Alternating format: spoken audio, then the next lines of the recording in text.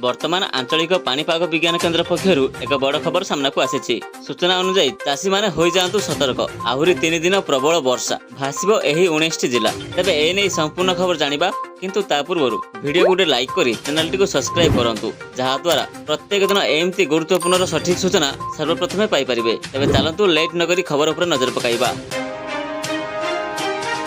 सूचना अनुसार आगामी 24 घंटे लघुचाप संभावना पुणी प्रबल बर्षिब।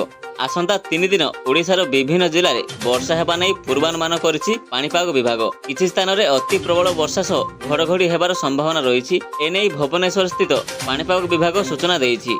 अन्यपटे पश्चिम केंद्रीय बंगोपसागर में सृष्टि होइथिबा घूर्णिबलय अधिक घनीभूत होई 24 घंटे लघुचापर रूप नेब। प्रभाव में आगामी 26 तारिख जाए प्रबल वर्षा जारी रहिबो।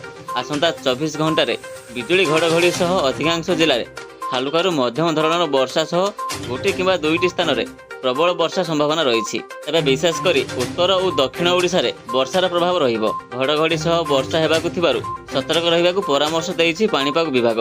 आसंता 24 घंटा पई 19 जिला को येलो वार्निंग जारी करा जाइछि। जिला गुड़िक हेउछि मालकानगिरी, कोरापुट, नवरंगपुर, कलाहांडी सह रायगड़ा, गजपति, गंजाम, कंधमाल, नयागढ़, खोर्धा, पुरी, कटक, जगतसिंहपुर, केन्द्रापड़ा, जाजपुर, भद्रक, बालेश्वर, मयूरभंज एवं केन्दुझर एही 19 जिले में प्रबल वर्षार संभावना थिबारु पाणीपाग केन्द्र पक्षरु येलो वार्निंग जारी करा जाइछि। सेहिपरि आज पई 15टी जिला गंजाम, गजपति, कंधमाल, कलाहांडी, रायगड़ा, कोरापुट सह मालकानगिरी, नवरंगपुर, नुआपड़ा, मयूरभंज, केन्दुझर, बालेश्वर, भद्रक, केन्द्रापड़ा और जाजपुर को येलो वार्निंग जारी करा जाइछि। अन्यपटे आजिठू आरंभ होइछि मौसुमीर प्रत्यावर्तन प्रक्रिया।